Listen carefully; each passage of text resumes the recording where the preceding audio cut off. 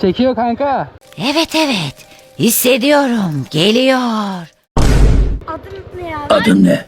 Adım Alejandro Gomez Arias José Robledo Alfonso Villa de Santos. Abi bize atsana. Atayım kankam benim. Tek de at abi. Ha? Instagram at Instagram. Atayım kardeşim. Abi tek de at. Karar ver ulan! Sen Ronaldinho'ya benziyorsun he.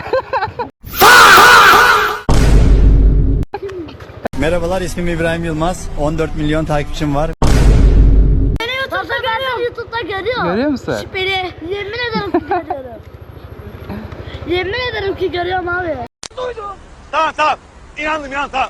Bak. Ah ben altın. Ah ben atı teşeri. YouTube'cu musun? Ben Abi YouTube'cuyum, gel biliyor. hele gel. Sen Abi buralara sürüyor, nereden abi. geldin? Sen buralara nereden girdin?